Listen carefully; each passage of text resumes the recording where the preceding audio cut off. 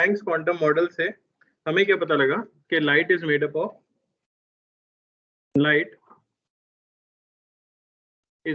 Of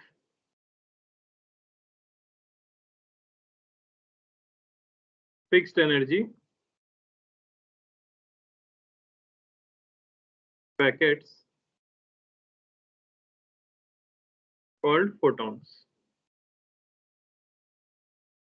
तो main study हमें ये करनी है कि एक बार अगर इलेक्ट्रॉन एटम के बाहर निकल जाता है तो फिर क्या क्या हो सकता है, या क्या क्या तरीके हैं जिनसे कि आप इलेक्ट्रॉन को एटम से बाहर निकाल सकते हो। तो पहली हेडिंग इसमें जो हमें पढ़नी होती है वो है एमिशन ऑफ इलेक्ट्रॉन।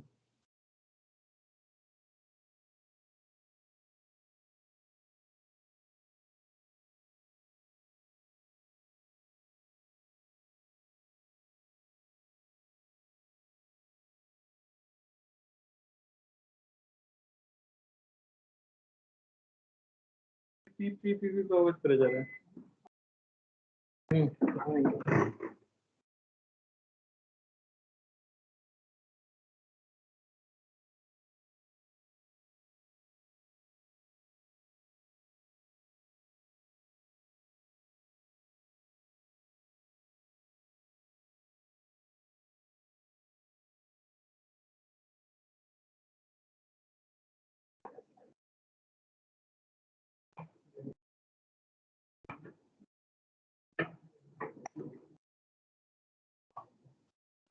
वो दूसरा किसका है?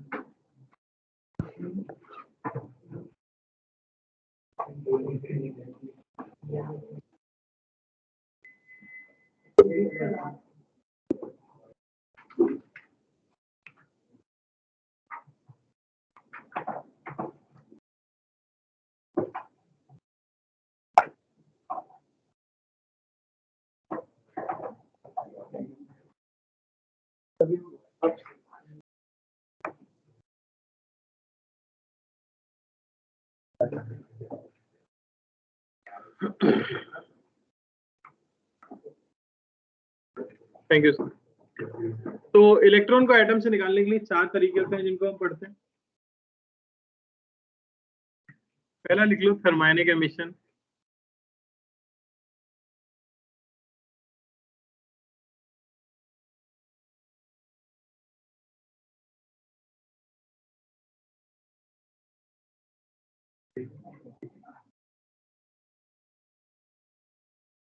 थर्मायनिक एमिशन किसे कहा जाता है?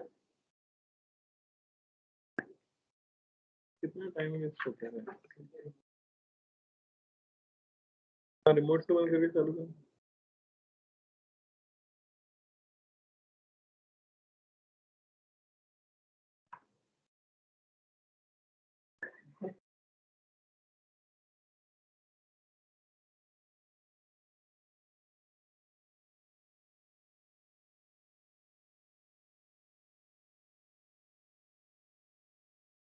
मैंने एक होमवर्क के डिस्कशन का वो बनाया है, किस डेट को कौन सा डिस्कशन होगा, उसी डेट को होगा वो, ठीक है? क्योंकि अब सिलेबस खत्म कराना पड़ेगा। मैं एक्चुअली छुट्टी पे जाऊंगा नवंबर के अंदर, तुम्हारा सिलेबस रह जाएगा, ठीक है? तो जो डेट मैं आपके ग्रुप में पोस्ट करूंगा उसी दिन डिस्कशन होगा। अगर आप करके आए हो तो क्लास में आना, नहीं आए हो तो मत आना, ठीक है? कोई जबरदस्ती नहीं है। उसमें मैंने न्यूक्लियर फिजिक्स तक का लिख दिया है, ठीक है? जो कि हम डिस्कस करेंगे 2 तारीख को, 1 तारीख को। तो 1 तारीख को लेवल 1 सबका कंप्लीट हो जाएगा, सेट 2। फिर लेवल 2 जो है हम दिवाली के बाद डिस्कस करेंगे, डिपेंडिंग ऑन कौन सा पहले करना है कौन सा बाद में करना है, ठीक है? तो उससे क्या होगा ना, एडवांस में हमारा सिलेबस खत्म हो जाएगा ये अक्टूबर खत्म होते ही, एडवांस का सिलेबस जो है। और एक चैप्टर बचेगा जो कि है सेमीकंडक्टर्स, मेंस के लिए, तो अपन फिर दिवाली के बाद करेंगे।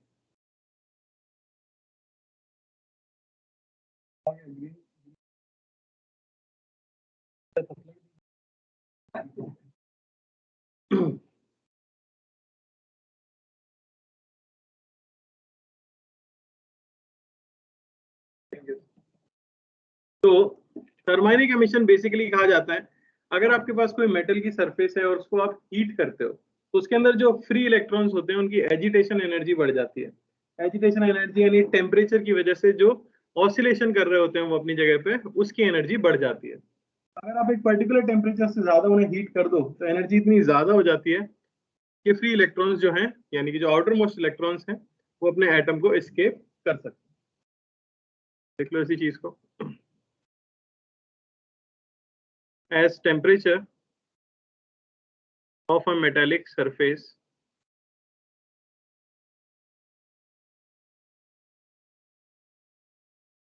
is increased,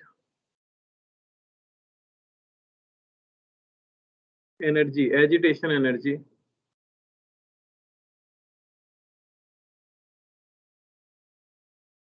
of electrons increases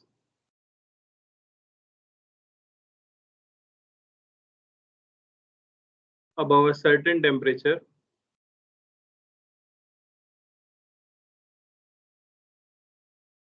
the electrons escape the metal surface. यानी कि अगर आप किसी चीज को सफिशिएंटली हीट कर देते हो तो इलेक्ट्रॉन्स उसमें से एमिट होना शुरू हो जाते हैं। एक तरीका है जिससे कि आप इलेक्ट्रॉन को एटम से बाहर निकाल सकते हो। दूसरा तरीका होता है जिसे हम कहते हैं photo electric effect. Photo electric effect, इसी को सबसे ज्यादा डिटेल में हमें पढ़ना होता है। क्या होता है फोटो इलेक्ट्रिक इफेक्ट? अगर एक सुटेबल वेवलेंथ की लाइट को किसी मेटेलिक सरफेस के ऊपर इंसिडेंट कराया जाए तो देखा जाता है कि इंस्टेंटेनियसली इलेक्ट्रॉन उससे बाहर आ सकते हैं। ऐसे इलेक्ट्रॉन्स को कहा जाता है फोटो इलेक्ट्रॉन्स। ऐसा क्यों होता है वो सब हम आगे देखेंगे, अभी बस मैं मतलब बता रहा हूँ। फोटो इलेक्ट्रिक इफेक्ट क्या हो गया? when light of suitable wavelength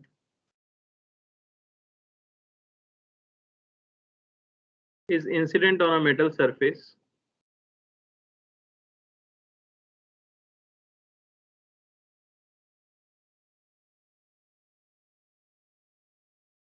electrons are instantaneously ejected out.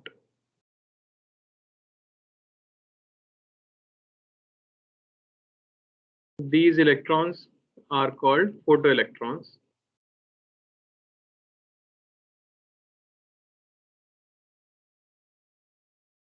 And process is called photoelectric effect.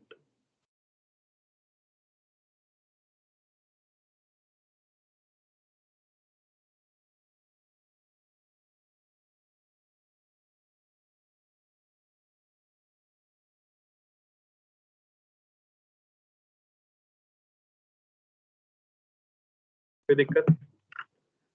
चलिए, तीसरा मेथड जो होता है उसे हम कहते हैं सेकेंडरी एमिशन।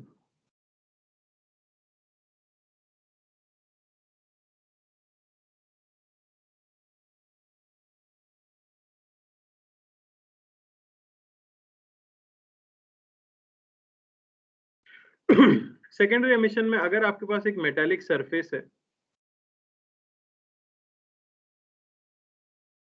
और उसके ऊपर अगर आप एक fast moving particle, generally neutron ले लिया जाता है, इसे अगर आप उसके ऊपर इंसिडेंट करवाते हो तो देखा जाता है कि सरफेस से इलेक्ट्रॉन्स बाहर निकल जाते हैं। ठीक है ना? तो ऐसा होता क्यों होगा? क्योंकि न्यूट्रॉन ढेर सारी एनर्जी लेके अंदर जाता है और अगर वो कोलाइड करता है इलेक्ट्रॉन से और इतनी एनर्जी है कि वो एस्केप कर सकता है एटम को, तो इलेक्ट्रॉन्स क्या होते हैं? बाहर निकल जाते हैं। समझ आए? तो क्या लिख देंगे हम? Due to collision of electrons with fast moving particles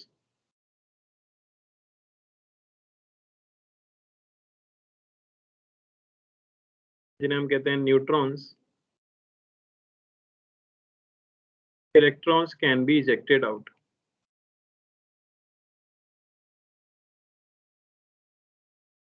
तो ये टर्म याद होनी चाहिए, सेकेंडरी एमिशन का मतलब क्या होता है। ठीक है। और फोर्थ मेथड जो कि हम यूज करते हैं वो कहलाता है फील्ड एमिशन।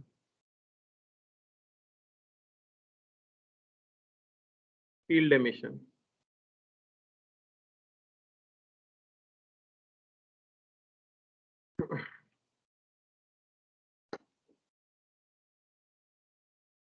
फील्ड एमिशन के अंदर अगर आपके पास एक मेटालिक सरफेस है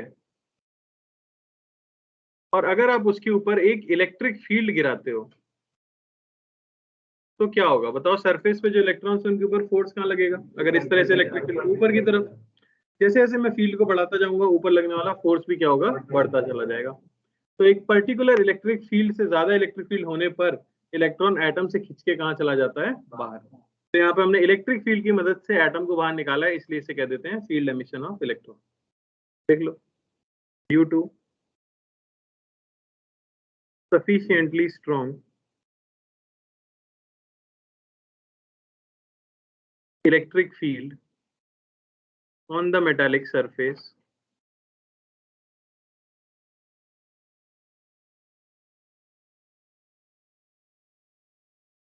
electrons can be extracted out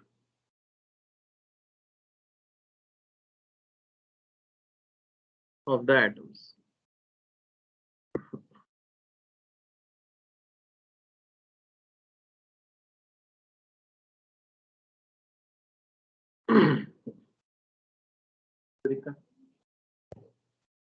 तो बाकी सब तो सेल्फ एक्सप्लेनेटरी है, एक ही है जिसको हमें डिटेल में पढ़ना पड़ेगा, वो है photo electric effect.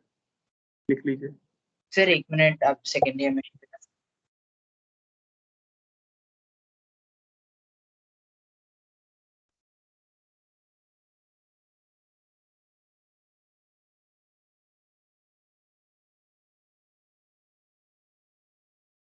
Yes sir, done. हो गया। यस।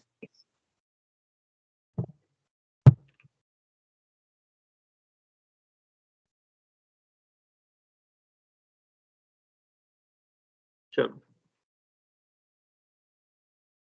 एक चीज और लिख सकते हो, अगर कभी कभार मेंस में कोई पूछ ले तो, वैसे तो सिलेबस में तो नहीं है, ठीक है। जो थर्मैनिक एमिशन हमने किया है एमिशन के लिए, तो क्या था थर्मैनिक एमिशन? आपके पास एक मेटेलिक सरफेस अगर है, मैं कह देता हूं कि इसका सरफेस एरिया एस है, ये अगर एस दिया गया और इसे आप क्या करने वाले हो? हीट करने वाले हो, जिसकी वजह से इलेक्ट्रॉन्स क्या हो जाएंगे? बाहर निकलेंगे। इलेक्ट्रॉन अगर बाहर निकलेंगे तो क्या मैं कह सकता हूँ कि सरफेस के ऊपर करंट है? फिर जो सरफेस होगी उसे इलेक्ट्रॉन्स क्या कर रहे हैं? क्रॉस करके जा रहे हैं। तो इसी करंट को अगर आपसे कहा जाए कि बताओ कितनी वैल्यू होगी, ठीक है, तो हम ये कह सकते हैं कि सरफेस करंट जो आएगा, करंट आई, ये आ जाता है हमारे पास एस, ये हो गया area, into A T square e की पावर माइनस फाइव बाई के टी, ठीक है। यहाँ पे फाइव को कहा जाता है वर्क फंक्शन। वर्क फंक्शन क्या होता है ये अभी मैं बताऊंगा, पर अभी ऐसा मान लो ए यहाँ पे कहा जाता है रिचर्डसन कांस्टेंट,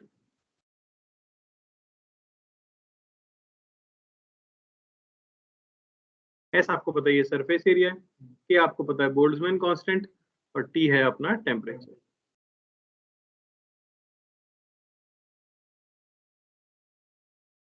तो ऐसे अगर याद रख सकते हो तो याद रख लो, इंपॉर्टेंट नहीं है ज्यादा। हाँ, प्रोपोर्शनैलिटी याद रखनी है।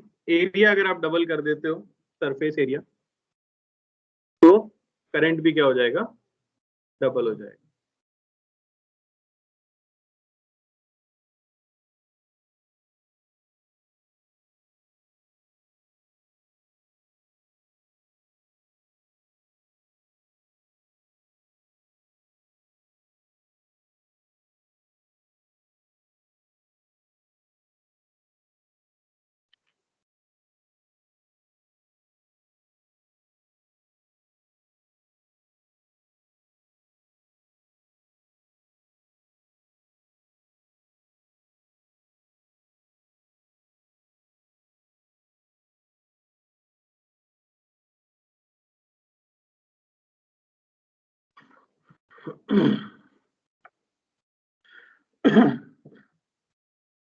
लिख लिया?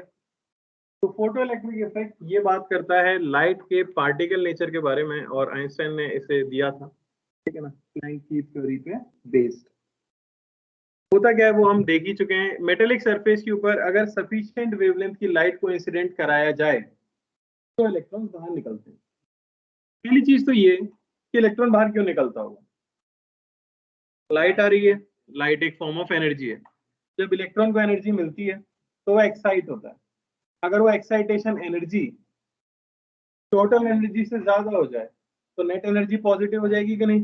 जैसे ग्राउंड स्टेट में -13.6 है, आपने उसे दे दी +13.6, तो टोटल कितनी हो जाएगी 0।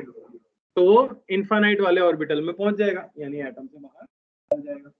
मान लो आपने 13.6 से ज्यादा दे दी, टोटल एनर्जी ग्राउंड स्टेट में थी -13.6, आपने दे दी उसको +15 इलेक्ट्रॉन वोल्ट। अब क्या होगा, बाहर जाएगा और उसके पास काइनेटिक एनर्जी भी रहेगी। तो अब इस एनर्जी को कैसे सप्लाई किया जाए। अब मान लो कि लाइट है और लाइट को मैं वेव मानता हूँ। वेव मतलब क्या होता है, कंटिन्यूअस फ्लो ऑफ एनर्जी। अब इलेक्ट्रॉन ग्राउंड स्टेट में बैठा हुआ है, आपने लाइट उसके ऊपर गिराई, तो क्या इलेक्ट्रॉन को एनर्जी मिलना शुरू हो जाएगी। क्योंकि light continuous flow of energy है, अगर मैं लाइट उसके ऊपर गिराता रहूं तो इलेक्ट्रॉन को लगातार एनर्जी मिलती रहेगी। तो एक समय के बाद इलेक्ट्रॉन को बाहर निकल जाना ही पड़ेगा, जब उसके पास टोटल एनर्जी ज्यादा हो जाए उसकी ऑर्बिट की एनर्जी से। बात समझ आ रही है कि नहीं। लेकिन ऐसा होता नहीं था, क्योंकि वेव थ्योरी ये कहती है कि आप किसी भी वेवलेंथ की लाइट डालो, किसी ना किसी टाइम के बाद तो इलेक्ट्रॉन को उतनी एनर्जी मिल ही जाएगी कि वो बाहर निकले। दूसरी चीज, मान लो कि हाइड्रोजन के ग्राउंड स्टेट में इलेक्ट्रॉन है, उसकी टोटल एनर्जी कितनी है, -13.6। आप लाइट लेके आए जो कि एक वेव मानना है। वेव मतलब कंटिन्यूअस फ्लो ऑफ एनर्जी। इसे आप ऐसा समझो कि एक पाइप है जिसमें पानी आ रहा है कंटिन्यूअसली, है ना। अब इलेक्ट्रॉन है जो अपने पास बकेट रख के बैठा है कि जब ये बाल्टी भर जाएगी मैं बाहर निकल जाऊंगा। एनर्जी कंटिन्यूअसली आएगी, उसको मिलना शुरू होगी। तो वो particular amount of energy attain करने में जिसके लिए इलेक्ट्रॉन बाहर जा सकता है, क्या उसको कुछ ना कुछ टाइम तो लगेगा। लेकिन एक्सपेरिमेंटली देखा जा रहा था कि लाइट गिराते ही इंस्टेंटेनियसली इलेक्ट्रॉन बाहर निकल जाता है। तो क्या वेव थ्योरी इस फिनोमेना को एक्सप्लेन कर सकती है? नहीं, क्योंकि उनके हिसाब से दो चीजें होनी चाहिए। किसी भी वेवलेंथ के लिए सफिशिएंटली लॉन्ग टाइम के बाद इलेक्ट्रॉन बाहर निकलना ही चाहिए, और दूसरी चीज इलेक्ट्रॉन को बाहर निकलने में कुछ ना कुछ टाइम जरूर लगना चाहिए। जबकि ये जो फोटो इलेक्ट्रिक इफेक्ट है जो आइंस्टाइन ने एक्सप्लेन किया, उन्होंने फोटॉन्स की मदद से किया। उन्होंने कहा कि लाइट को हम वेव नहीं मान रहे हैं, पार्टिकल मान रहे हैं जिसमें फोटॉन्स है। फोटॉन्स क्या है, एनर्जी के पैकेट्स हैं। मान लो एक एनर्जी का पैकेट है जो कि है +13.6 इलेक्ट्रॉन वोल्ट का। अब इलेक्ट्रॉन ग्राउंड स्टेट में बैठा हुआ था, अब वो +13.6 इलेक्ट्रॉन वोल्ट आके एकदम उसके ऊपर गिर जाएगा, तो क्या इंस्टेंटेनियसली उसे सारी एनर्जी मिल गई और वो बाहर निकल जाता है। तो ऐसे ही थ्योरी क्या करती है, सपोर्ट करती है पार्टिकल नेचर को, क्योंकि इससे सब कुछ एक्सप्लेन हो पाता है। ठीक है, लिख लो यही चीज कि ये मान लो कि हमारा मेटेलिक सरफेस है,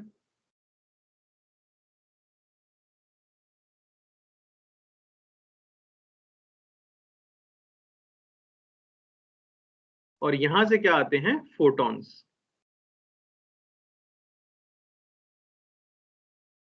तो जब ये फोटॉन्स इसके ऊपर गिरते हैं, इलेक्ट्रॉन क्या हो जाता है, बाहर।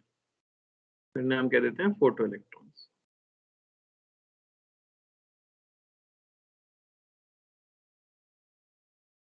यहां लिख लो, can be explained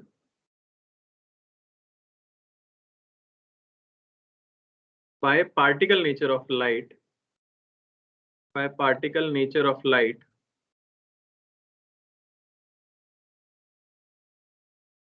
and not the wave nature.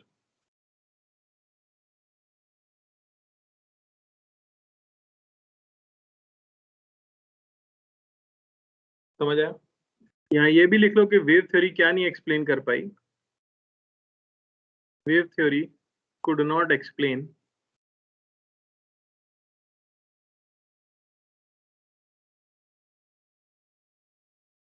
cutoff wavelength,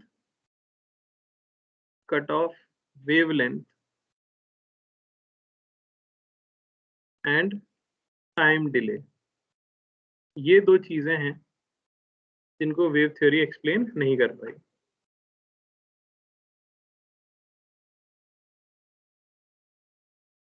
याद रहेगा और डिटेल में लिखो। तो फोटो इलेक्ट्रिक इफेक्ट के कुछ लॉज हैं जिनको हम एक एक करके पढ़ लेंगे। उससे पहले आपको कुछ पता होना चाहिए। जैसे मैं बोलूं कि अगर मैंने लाइट यूज की है फ्रीक्वेंसी म्यू की, न्यू इज यूज्ड, तो एनर्जी ऑफ फोटोन क्या होगी? ये सबको क्लियर है ना? इसकी जरूरत पड़ेगी इसमें। एनर्जी ऑफ फोटोन ई, इसे हम कह सकते हैं एच न्यू, या इसी को कह सकते हैं H C by lambda. Lambda जहाँ पे क्या है, वेवलेंथ है। क्लियर? Yes, sir.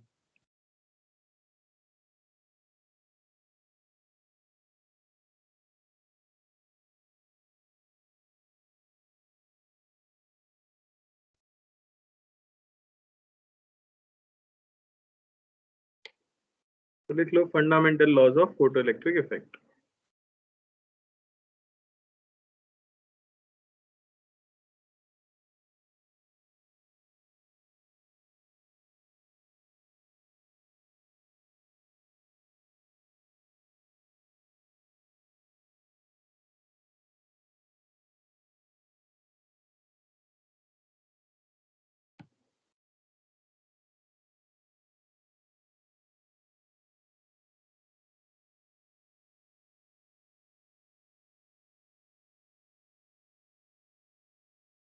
पहला पॉइंट, फोटो इलेक्ट्रिक इफेक्ट को शुरू कराने के लिए एक मिनिमम फ्रीक्वेंसी की रिक्वायरमेंट होती है।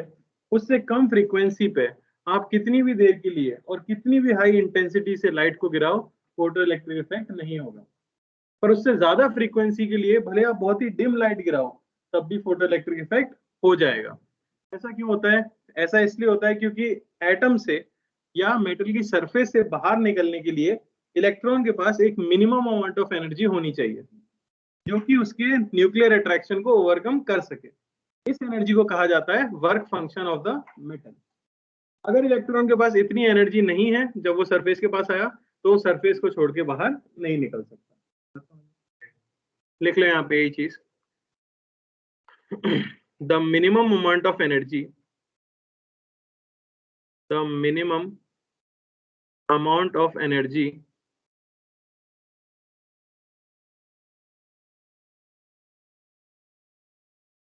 that an electron must have on reaching the surface, reaching the metal surface, in order to escape it, in order to escape it, is called work function। इसके लिए सिंबल क्या use हो जाता है? Phi of the metal.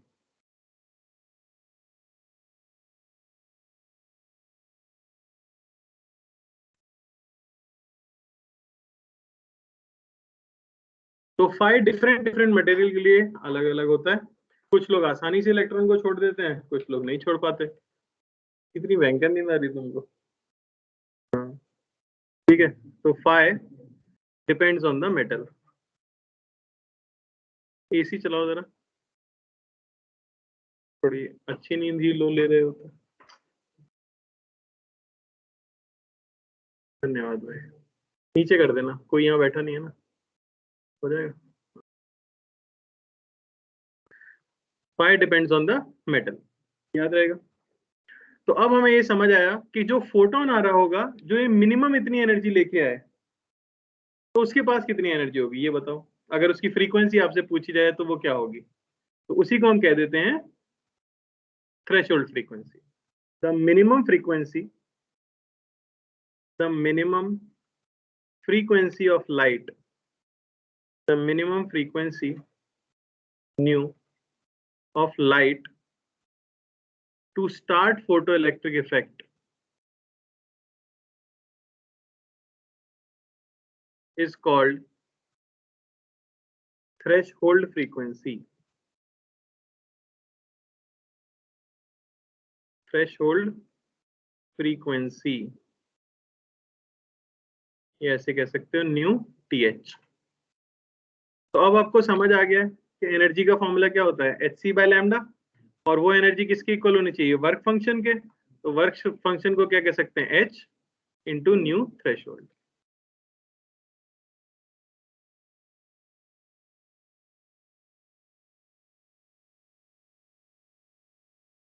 यानी कि अगर frequency कम है थ्रेशोल्ड फ्रीक्वेंसी से तो क्या फोटोइलेक्ट्रिक इफेक्ट होगा? No sir. अगर फ्रीक्वेंसी ज्यादा या इक्वल है न्यू थ्रेशोल्ड के तो फोटोइलेक्ट्रिक इफेक्ट होगा।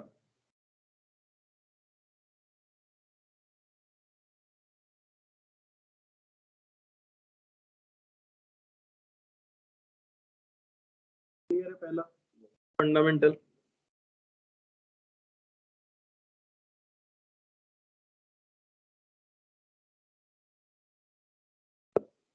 इसी के करस्पॉन्डिंग जो वेवलेंथ होगी लाइट की उसको क्या कह देंगे हम, उसे कहा जाता है कट ऑफ वेवलेंथ। वेवलेंथ और एनर्जी में क्या रिलेशन है, एक दूसरे के इनवर्सली प्रोपोर्शनल है। ज्यादा वेवलेंथ यानी कम एनर्जी, कम वेवलेंथ यानी कि ज्यादा एनर्जी। तो मिनिमम फ्रीक्वेंसी के करस्पॉन्डिंग मैक्सिमम वेवलेंथ आएगी। तो हम लिख देते हैं the longest wavelength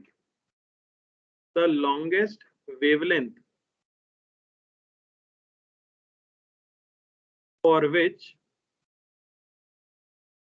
photoelectric effect takes place is called threshold या कट ऑफ वेवलेंथ।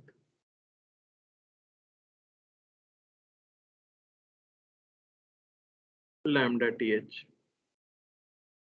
आसानी से बता सकते हो वैल्यू लैम्डा TH की क्या हो जाएगी, c/µTH। hc/phi।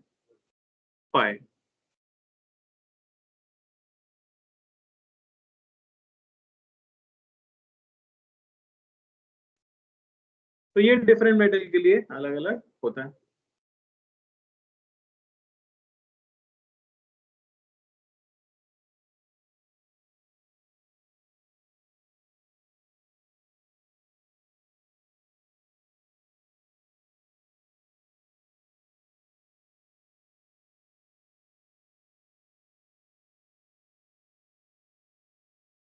सेकंड पॉइंट लिखो,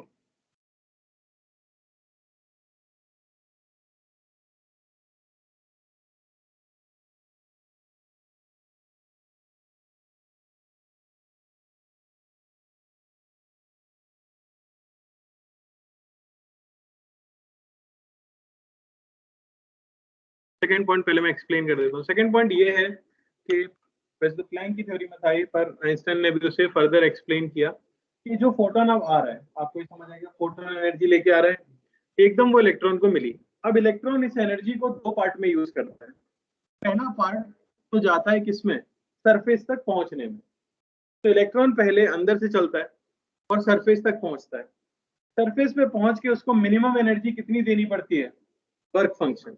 अगर उससे ज्यादा एनर्जी फोटोन लेके आया था तो अब बची हुई एनर्जी को वो अपनी काइनेटिक एनर्जी के फॉर्म में नहीं है कुछ तो जीरो लेके बाहर निकल सकता है, और अगर उससे कम हो गई तो फिर वो बाहर नहीं निकल पाएगा। लिख लो यही चीज,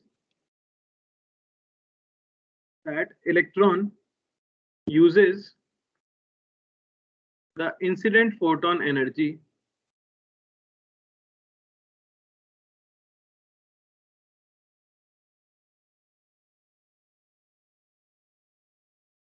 to A पार्ट में मैं लिख देता हूं प्रोवाइड वर्क फंक्शन,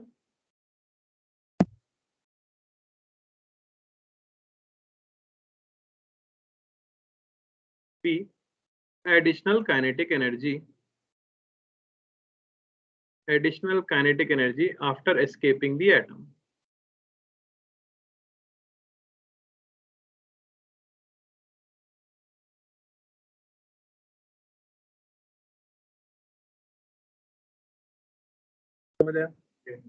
यानी अगर हम ऐसा कहें कि हमारे पास एक मेटल है जिसका वर्क फंक्शन है फाई,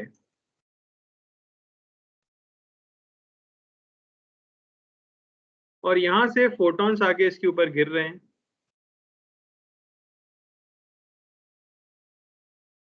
जिनकी फ्रीक्वेंसी है न्यू। तो यहां से इलेक्ट्रॉन्स जो है वो एग्जेक्ट होने वाले हैं इस तरह से। तो आने वाली टोटल एनर्जी जो है, क्या मैं उसे कह सकता हूं एच न्यू। ये एनर्जी कहां कहां जाने वाली है? ये जाने वाली है work function plus kinetic energy, और यहां उन्होंने लिख दिया काइनेटिक एनर्जी मैक्सिमम। क्यों लिखा वो मैं बताता हूं अभी। इसी का दूसरा फॉर्म हो जाता है H new is H new threshold plus kinetic energy maximum.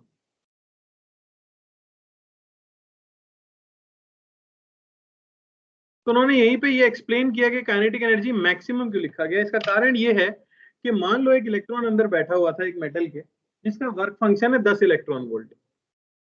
एक फोटोन आया जिसके पास एनर्जी है 11 इलेक्ट्रॉन वोल्ट, और उस फोटोन को पूरी तरह से इलेक्ट्रॉन ने एब्जॉर्ब कर लिया। अब बताइए क्या वो इलेक्ट्रॉन एटम उस मेटल सरफेस से बाहर जाएगा? तो उन्होंने कहा हमें नहीं पता, करता है, ठीक है ना। यानी कि अगर वर्क फंक्शन 10 है और आपने फोटोन दिया जिसकी एनर्जी 20 है, भी इस बात की कोई गारंटी नहीं है कि इलेक्ट्रॉन बाहर निकल पाएगा। इसका कारण क्या है? इसका कारण यह है कि मान लो जो इलेक्ट्रॉन है वो मेटल की आउटर मोस्ट लेयर पे बैठा हुआ था, एकदम टॉप पे बैठा हुआ था, ठीक है। मान लेते हैं वर्क फंक्शन था 10 इलेक्ट्रॉन वोल्ट, फोटोन आया उसने दिया 11 इलेक्ट्रॉन वोल्ट। ये क्या करेगा? तुरंत 10 इलेक्ट्रॉन वोल्ट को मेटल को देगा, 1 इलेक्ट्रॉन वोल्ट लेके आगे चला जाएगा। बिल्कुल सही है। लेकिन अगर कोई इलेक्ट्रॉन बहुत अंदर है मेटल सरफेस के, काफी अंदर है, उसको मिला 11 इलेक्ट्रॉन वोल्ट, वो खुश हो गया कि भाई 10 ही चाहिए बस। लेकिन जैसे ही वो बाहर निकला वो दूसरे एटम से टकराया, तीसरे एटम से टकराया, उसकी एनर्जी वेस्ट हो गई, और जब वो सरफेस पे पहुंचा तो उसके पास बची 9 इलेक्ट्रॉन वोल्ट। अब सरफेस कहेगा भाई 10 चाहिए थी मिनिमम, लौट जाओ। अब मान लो 20 भी दी होती, पर फिर भी इंटर एटॉमिक कोलिजन की वजह से एनर्जी वेस्ट हो जाती, और सरफेस पे आते आते अगर 10 नहीं बचती है तो इलेक्ट्रॉन बाहर निकलता। तो जब ये एक्सपेरिमेंट करते हैं तो ढेर सारे इलेक्ट्रॉन निकलते हैं। आप डालते 11 ही हो, वर्क फंक्शन भी 10 फिक्स है, पर निकलने वाले इलेक्ट्रॉन की जब एनर्जी मेजर की जाती है तो वो 0 से लेके 1 के बीच में सारी वैल्यूज होती हैं, क्योंकि सबसे ऊपर वाले के पास मैक्सिमम होगी, उससे नीचे के वाले थोड़ी सी कम होगी, और जो बिल्कुल बेचारा 10 ही पूरी दे देगा और 0 के साथ बाहर निकलेगा।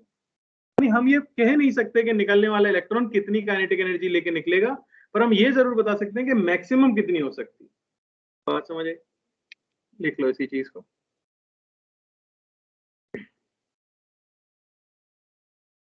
तो ejected photo electrons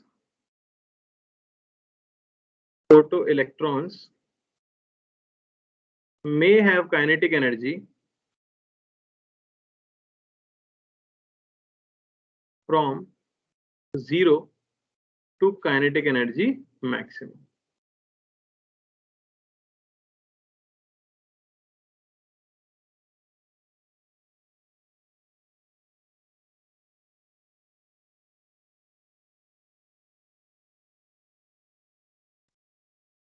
kinetic energy maximum किसकी होगी? For electron on the surface, ठीक है ना। तो यहां लिख सकते हो electrons may lose its energy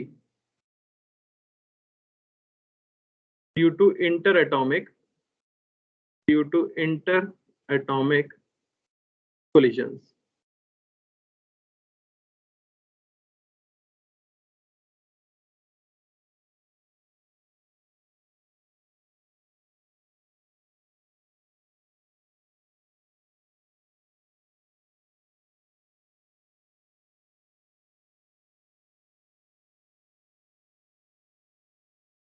समझ आया? तो इसमें कंफ्यूजन तो नहीं है?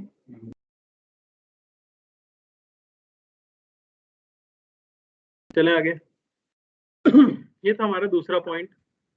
तीसरा पॉइंट, ऐसा हो सकता है कि एक 20 इलेक्ट्रॉन वोल्ट का फोटोन आया और 2 इलेक्ट्रॉन ने आपस में बात कर ली कि 10 तुम ले लो, 10 मैं ले लेता हूँ, दोनों बाहर चलते हैं। फोटोन ऐसा नहीं करता भाई, या तो उसे पूरा एब्जॉर्ब करो या बिल्कुल एब्जॉर्ब मत करो, समझ आया? तो एक फोटोन के करस्पॉन्डिंग एक इलेक्ट्रॉन ही बाहर निकल सकता है। ये रेशियो बहुत कम होता है। जब असली में एक्सपेरिमेंट कराया जाता है तो लगभग आप 1,00,000 फोटोन गिराते हो तो एक इलेक्ट्रॉन बाहर निकलता है, समझ रहे हो? क्योंकि पूरी तरह एब्जॉर्ब होने की संभावना काफी कम होती है। पर हम अपने एडवांस के सिलेबस में क्या मान के चलते हैं कि एक फोटोन एक इलेक्ट्रॉन को बाहर निकाल देगा। अगर उन्हें ये चेंज करना होगा तो वो क्वेश्चन में रेशियो दे देंगे कि 10,000 फोटोन गिराने पे एक इलेक्ट्रॉन बाहर निकलता है। अगर कुछ नहीं प्रोवाइडेड है तो आप क्या मानोगे, एक फोटोन से एक इलेक्ट्रॉन बाहर निकलेगा। तो यहाँ पे लिख लो, one photon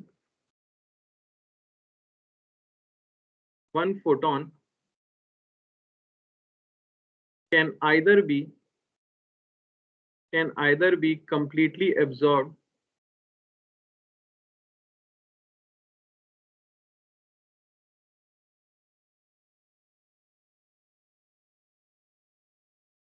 by a single electron or it can pass through the metal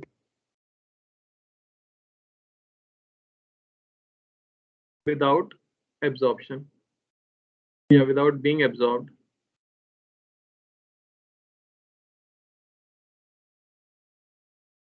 More than one electrons cannot share a photon.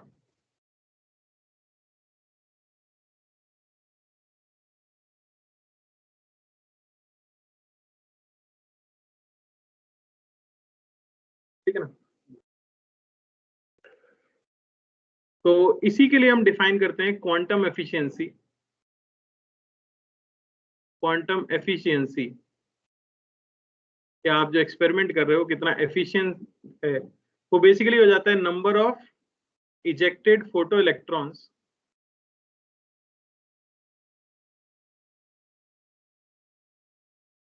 By number of incident photons.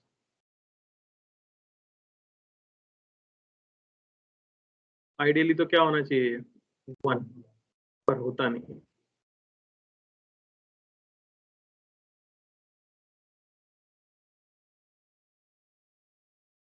क्या भाई, कैसे पता चला? समझा नहीं मैं। हाँ, क्योंकि उन्होंने ये मान के चला है कि अगर मैं 3000 एंगस्ट्रॉम की लाइट भेज रहा हूँ तो उसके फोटोन 3000 एंगस्ट्रॉम के ही रहेंगे। अब अगर बीच में एक इलेक्ट्रॉन ने आधा उसको खा लिया तो उसकी वेवलेंथ बदल जाएगी कि नहीं बदल जाएगी? फिर प्रॉपर्टी बदल जाएगी लाइट की। इसलिए कहते हैं कि 3000 का फेंका है तो 3000 का ही रहेगा जब तक पूरा एब्जॉर्ब नहीं हो जाता।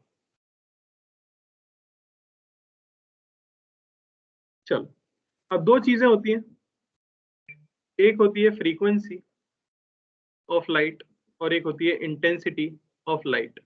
इनको क्लियरली समझना बहुत जरूरी है। इंटेंसिटी से क्या समझते हो?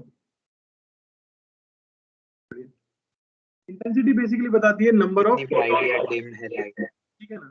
जबकि फ्रीक्वेंसी आपको बताती है एनर्जी ऑफ फोटॉन्स के बारे में। समझ आया क्या मतलब है इसका? ये चीज लिख लो। कोई चीज बहुत इंटेंस है इसका मतलब क्या है, बहुत ज्यादा मात्रा में, है ना?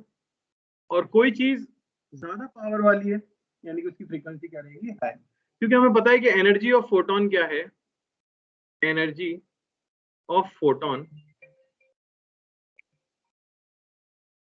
क्योंकि हमें पता है एनर्जी ऑफ फोटॉन ये होती है एच न्यू। तो हम ये कह सकते हैं कि ज्यादा फ्रीक्वेंसी मींस मोर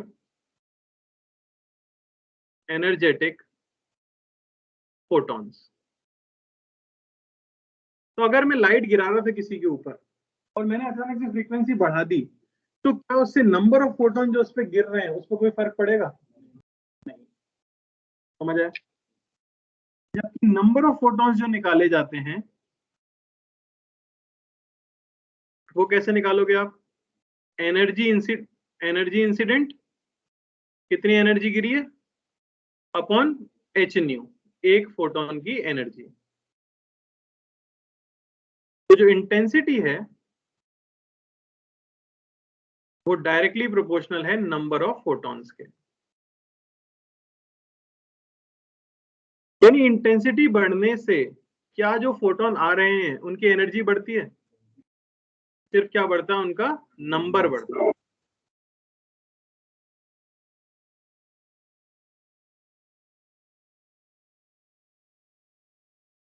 तो चौथा पॉइंट इसी के ऊपर है।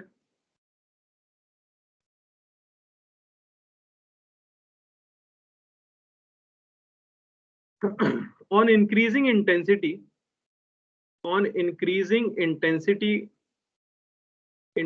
of light,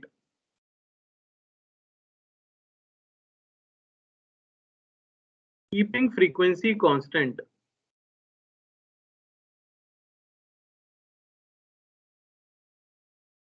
बताइए number of ejected photo electrons पे क्या फर्क पड़ेगा? Number of ejected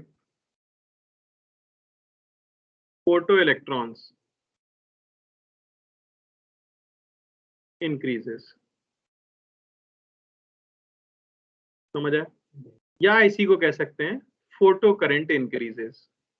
photo current.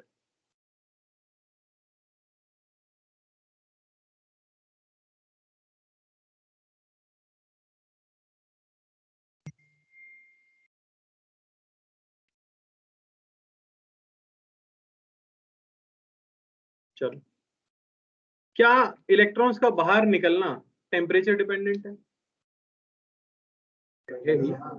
पर फोटो इलेक्ट्रिक इफेक्ट करते समय क्या टेम्परेचर का कोई रोल है? बोलो। मतलब इनकी थ्योरी के हिसाब से क्या टेम्परेचर का कोई रोल है? अगर वर्क फंक्शन के बराबर एनर्जी होगी तो इलेक्ट्रॉन बाहर निकलेगा, नहीं तो नहीं निकलेगा। तो यहाँ पे टेम्परेचर का कोई रोल नहीं है। ठीक है, तो हम यहाँ लिख सकते हैं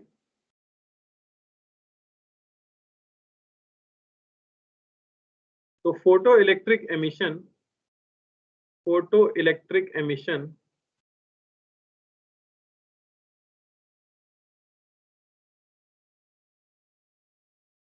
is completely independent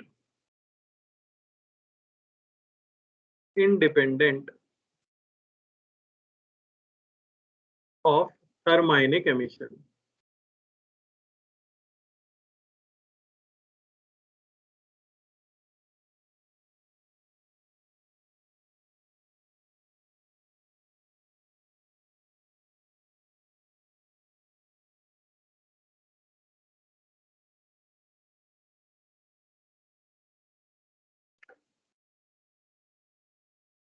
sixth,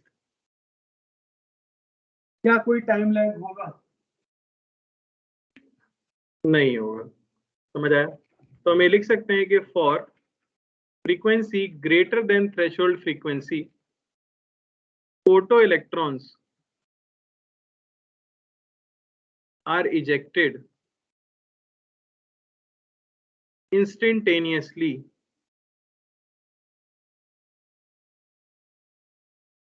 without any time delay।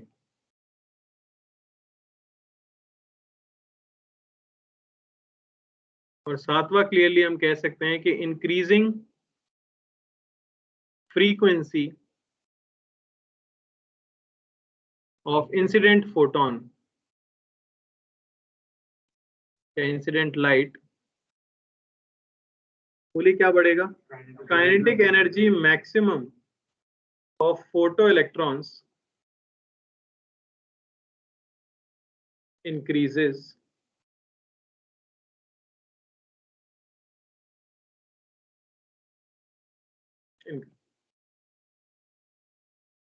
कोई दिक्कत?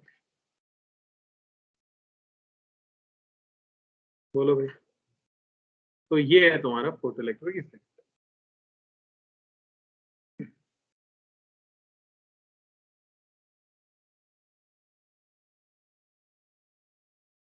सर वो नोट वाला पॉइंट एक बार दिखाइए।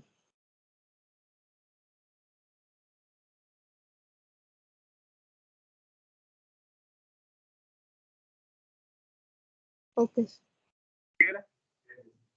सेटअप आपको दिखा देता हूँ मैं एक बार, करते कैसे हैं।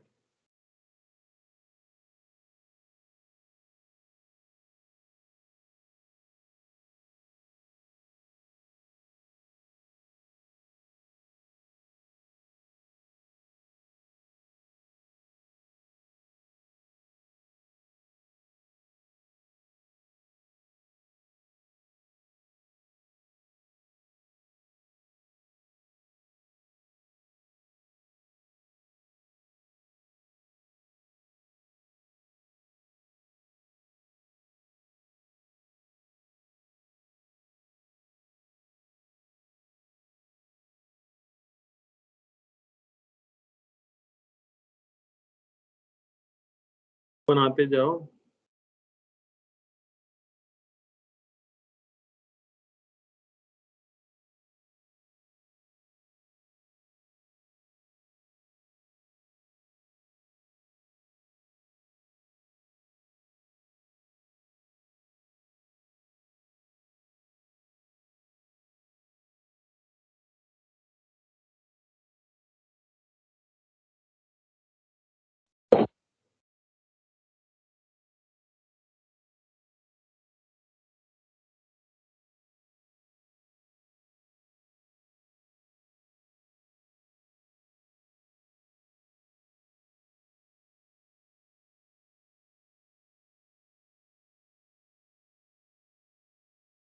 तो जैसे कि देख सकते हो सर्किट में करंट आ जाएगा।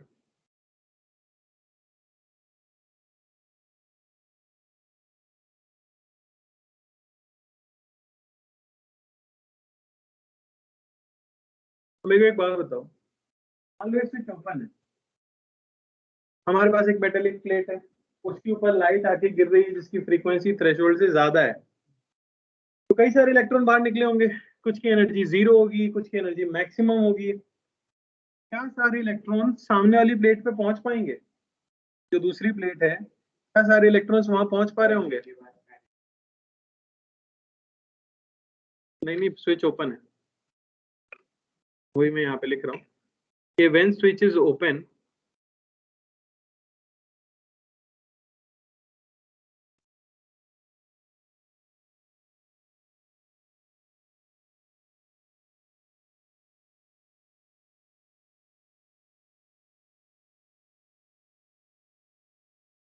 तो क्या कोई करंट होगा?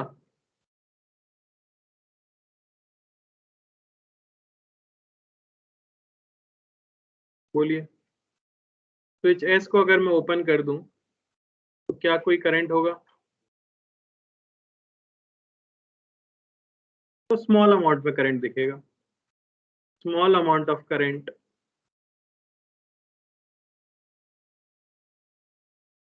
Is seen. और ये क्यों है? क्योंकि जो इलेक्ट्रॉन्स निकले हैं वो सीधे सीधे सामने वाली प्लेट पे पहुंच पा रहे हैं। लेकिन ज्यादातर इलेक्ट्रॉन्स कहाँ पे होंगे? यहीं बैठे होंगे दुखी से, क्योंकि इनके पास कोई एनर्जी नहीं है, जो थी वो मेटल ने क्या की, ले ली। तो यहाँ पे आपको क्या दिखेगा? इलेक्ट्रॉन का क्लाउड दिखेगा। Electron cloud due to low और नो एनर्जी। ये कब होगा? When S is open. लेकिन जैसे ही मैं स्विच को बंद कर दूं, व्हेन एस इज क्लोज्ड, अब बताओ क्या होगा? जैसे ही आपने स्विच को बंद किया, अब पोटेंशियल डिफरेंस आएगा। ये पॉजिटिव टर्मिनल, ये नेगेटिव टर्मिनल, एक इलेक्ट्रिक फील्ड एस्टेब्लिश हो जाएगी। ये इलेक्ट्रिक फील्ड क्या करेगी? फोर्स लगाएगी जो भी इलेक्ट्रॉन है। तो क्या कोई भी इलेक्ट्रॉन बच पाएगा? ठीक है ना? तो इलेक्ट्रॉन्स आर एक्सेलरेटेड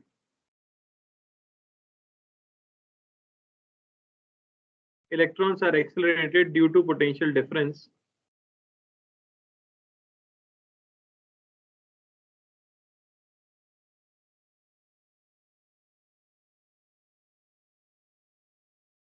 तो क्या आप मुझे बता सकते हो कि the minimum kinetic energy of electron reaching anode कितनी होगी? अरे बेटा सोच समझ के। मिनिमम काइनेटिक एनर्जी जो इलेक्ट्रॉन सामने वाली प्लेट पे पहुंचेगा उसकी मिनिमम काइनेटिक एनर्जी कितनी होगी? किसी भी चार्ज को अगर v वोल्टेज से हम एक्सेलरेट कराते हैं तो उसकी काइनेटिक एनर्जी बढ़ती है कितने से? ev से। तो मिनिमम किसके पास होगी? जो जीरो से निकला था, जिसके पास यहाँ जीरो थी, पूरा एक्सेलरेट होने के बाद तो उसके पास कितनी होगी? ev होगी। समझ आया? और यही मैक्सिमम की अगर बात की जाए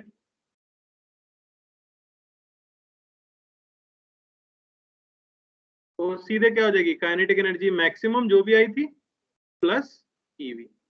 याद रहेगा कि नहीं?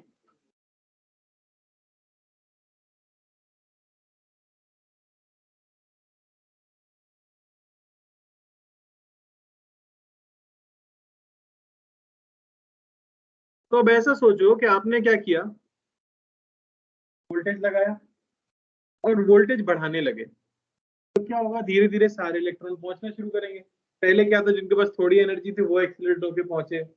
हो सकता है जिसके पास जीरो एनर्जी थी वो बहुत धीरे धीरे एक्सीलरेट हो रहा था क्योंकि वोल्टेज बहुत कम था, पर अब आपने सफिशिएंटली हाई वोल्टेज कर दिया तो एक्सीलरेशन ज्यादा हो गया, तो वो भी जल्दी से पहुंचने लगा।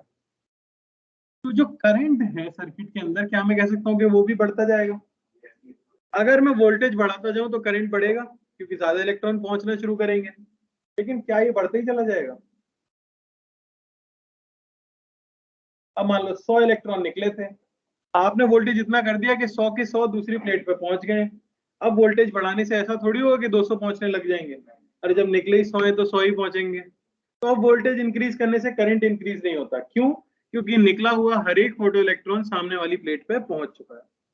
ठीक है, तो ऐसे करंट को कहा जाता है सैचुरेशन करंट। किसी भी सर्किट के लिए एक सैचुरेशन करंट फिक्स होगा। वही चीज लिख लो, saturation current.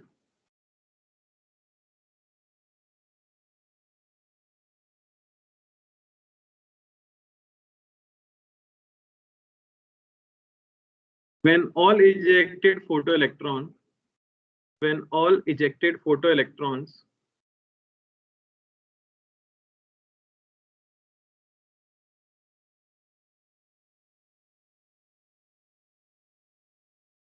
reach anode, current becomes constant.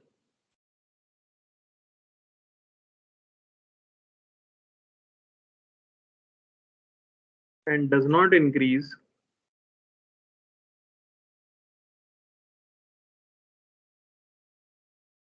on increasing voltage.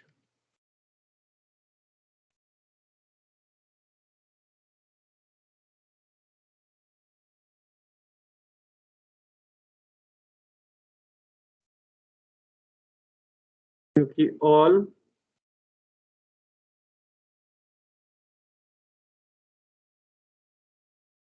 this is called saturation current.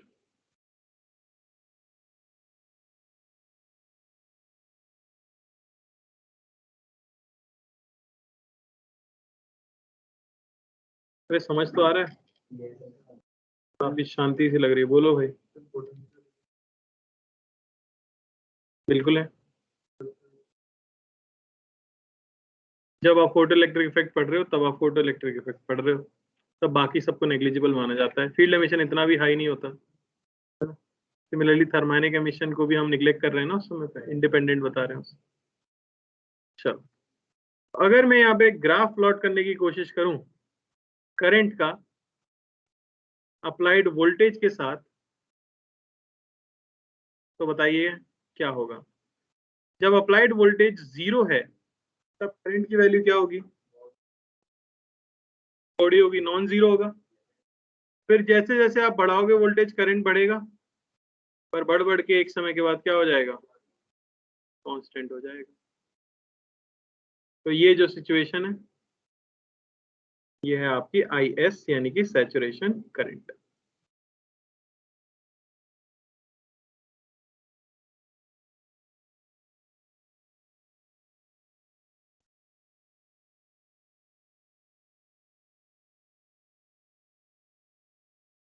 तो बताओ अगर मैं इंटेंसिटी बढ़ा दूं, फ्रीक्वेंसी सेम रखते हुए इंटेंसिटी अगर मैं बढ़ा देता हूं तो इस ग्राफ में क्या फर्क आएगा? बोलो। सैचुरेशन पॉइंट ऊपर चला जाएगा।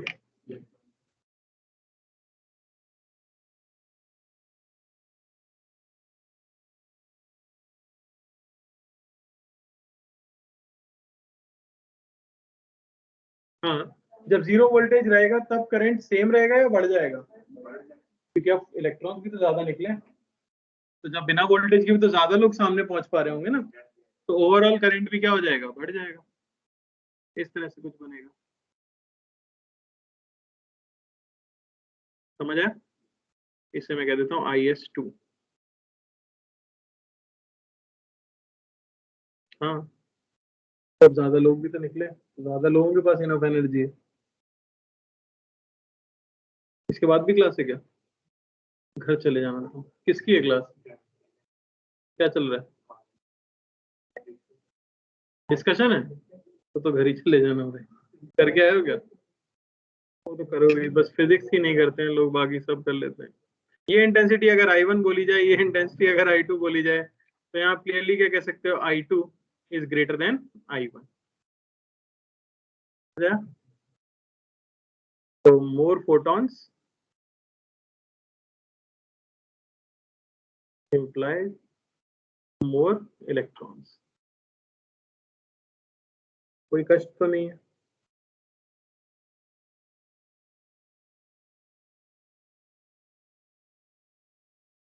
ये वोल्टेज जिसपे कि सैचुरेशन आ चुका है, इसे क्या कहा जाता है? PO कह देता हूं मैं इसे कहते हैं पिंच ऑफ वोल्टेज।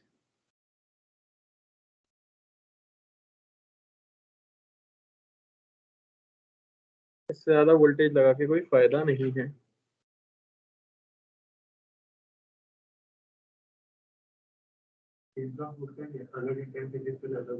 हाँ, नहीं, फ्रीक्वेंसी सेम है। नहीं, हाँ, संख्या ज्यादा है तो फिर ज्यादा वोल्टेज लगाना पड़ेगा। तो कह सकते हो ये V0 1 है। क्या हुआ?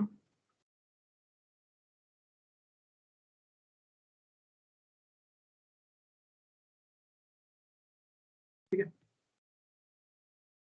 सैचुरेशन करंट समझ आ गया। चलो,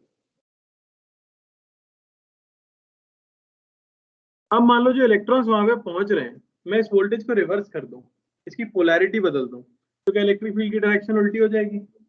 तो अब जो सपोर्ट हो रहा था उसकी जगह क्या होने लग जाएगा? अपोज। अब मैं चाहता हूं कि करंट को मैं जीरो कर दूं। बात समझ आ रही है? करंट को अगर जीरो करना है तो बैटरी रिवर्स कर दी, और रिवर्स में आप वोल्टेज बढ़ाते जाओगे। मुझे कैसे पता लगेगा कि करंट जीरो हो गया? अगर जो सबसे तेजी से इलेक्ट्रॉन निकला था मेटल से, वो भी अगर दूसरे वाली प्लेट पे ना पहुंच पाए, तो बाकी सब भी नहीं पहुंच पाए होंगे। यानी अगर हमने दूसरी प्लेट पे पहुंचने से सबसे तेजी से निकले हुए इलेक्ट्रॉन को भी रोक लिया, तो सारे इलेक्ट्रॉन्स रुक जाएंगे। समझ आ रहा है? ऐसे पोटेंशियल को कहा जाता है स्टॉपिंग पोटेंशियल। तो वो टर्म लिख लो, stopping potential.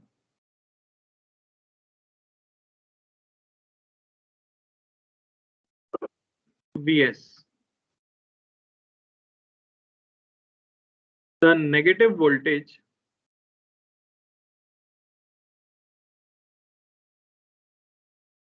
that should be applied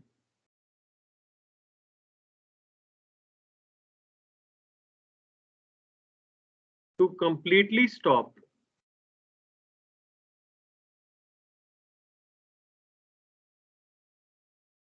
the photocurrent, या यहाँ लिख सकते हैं electron with kinetic energy maximum, is called stopping potential।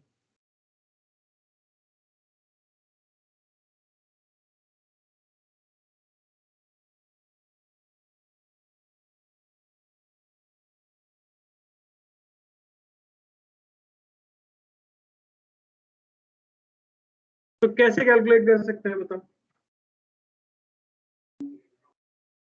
अब जो ईवी से गेन होता था एनर्जी का वो लॉस होना चाहिए, यानी आप कह सकते हो E into stopping potential equal होना चाहिए काइनेटिक एनर्जी मैक्सिमम, या आप स्टॉपिंग पोटेंशियल को कह सकते हो simply kinetic energy maximum upon ई।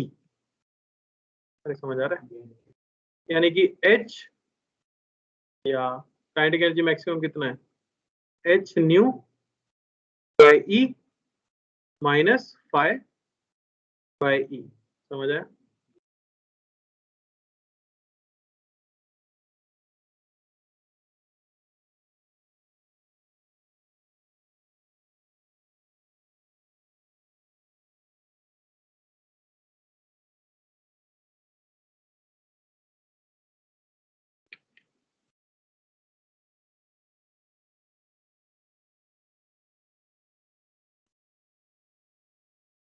तो वोल्टेज और करंट का अगर ग्राफ बनाए हम तो वो कैसा बनेगा, तो ऑब्वियसली यहाँ से डिक्रीज होना चाहिए, तो इस तरह से करंट डिक्रीज होके जीरो हो जाएगा नेगेटिव पोटेंशियल के लिए, माइनस VS1 कह सकता हूँ मैं इसे। समझ आया? ये है नेगेटिव पोटेंशियल जिसके लिए करंट क्या हो गया, जीरो।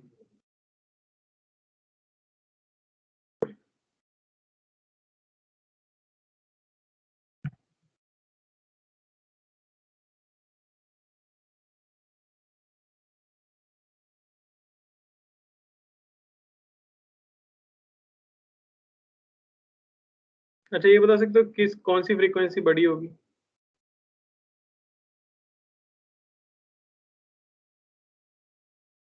ये स्टॉपिंग पोटेंशियल आया अगर हम 𝜇1 फ्रीक्वेंसी की लाइट गिराते हैं, ये आया अगर 𝜇2 फ्रीक्वेंसी की लाइट गिराते हैं, तो कौन सी फ्रीक्वेंसी बड़ी होगी?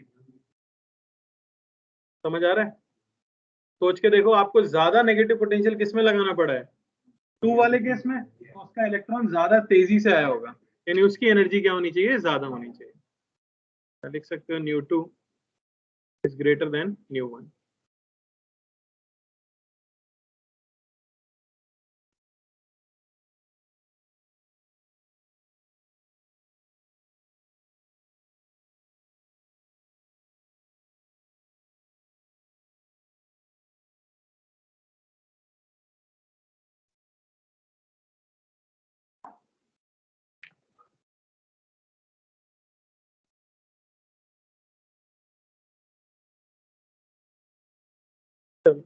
इसी के साथ स्टॉपिंग पोटेंशियल और फ्रीक्वेंसी का अगर ग्राफ बनाए तो कैसा बनेगा? फ्रीक्वेंसी से रिलेशन निकालिए ना हमने, बोलो। Stopping potential versus incident frequency, curve कैसा बनेगा? स्ट्रेट लाइन बनेगा कि नहीं?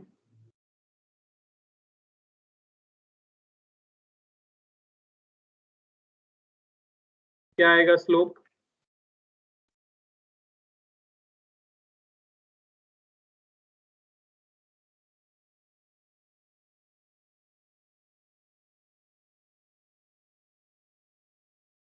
इस तरह का कुछ ग्राफ बनेगा।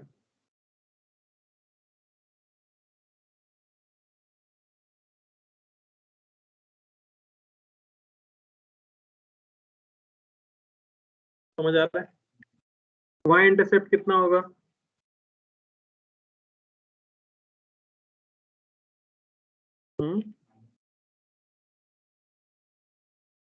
ये है 5/e, ये ओरिजिन ले लिया मैंने। समझ आया? ये एंगल है थीटा, तो tan थीटा की वैल्यू क्या है, h/e। दिख रही है ना ये रिलेशन, h न्यू, ये लिख भी देता हूँ चाहो।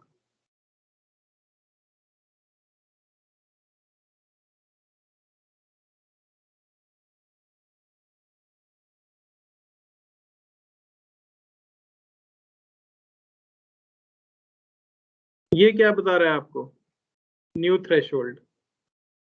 समझ आया? ये 1 है, ये दूसरा न्यू थ्रेशोल्ड।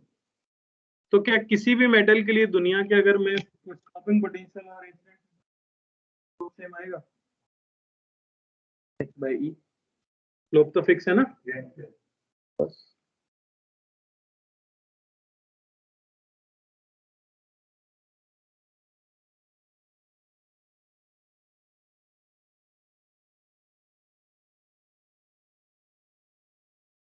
वर्क फंक्शन यहाँ पे किसका ज्यादा है? इसका वर्क फंक्शन अगर phi1 है, इसका वर्क फंक्शन phi2 है, तो आप क्लियरली देख सकते हो phi2 is greater than phi1 क्योंकि इनकी थ्रेशोल्ड फ्रीक्वेंसी ज्यादा है।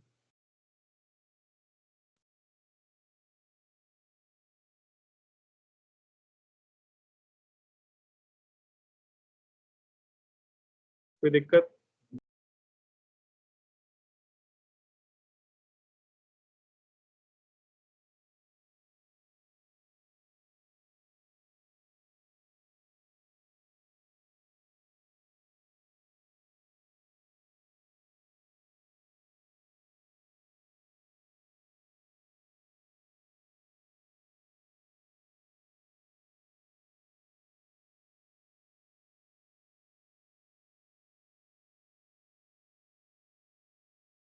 ठीक है, तो अगर आप कंप्लीट ग्राफ बनाना चाहते हो तो कैसा दिखेगा?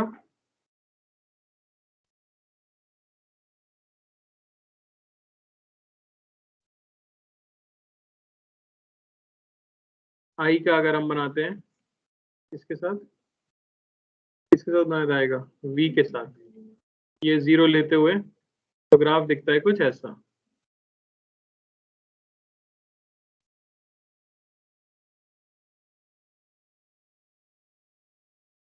समझ आया?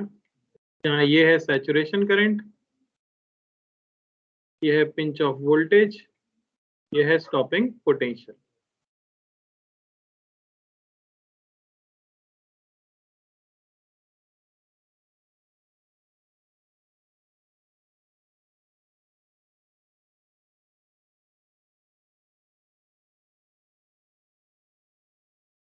ठीक है, तो ज्यादातर थ्योरी हमने क्या कर दी है, खत्म। थ्योरी की है, क्वेश्चन नहीं किए। क्वेश्चन हम अगली क्लास में करेंगे, सिर्फ क्वेश्चन ही हैं। एक तो आइंस्टाइन की जो इक्वेशन है फोटोइलेक्ट्रिक इफेक्ट की, वो याद रखना, ये ग्राफ याद रखना, इंटेंसिटी फ्रीक्वेंसी याद रखना। बाकी क्वेश्चन मैं आपको कराई दूंगा थर्सडे को।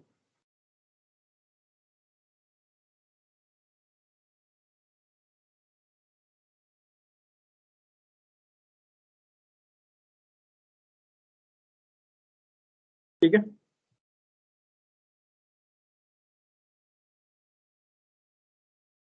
ये तुम्हारा होमवर्क है, डेट दी हुई है इसमें, और क्या होमवर्क है वो दिया हुआ है, करके आना पूरा, उसी दिन पे डिस्कस करेंगे। ठीक है, मैं ये आपको पीडीएफ सेंड करूंगा, उसमें दिख जाएगा। ठीक है ना, चलो एंड करते हैं फिर।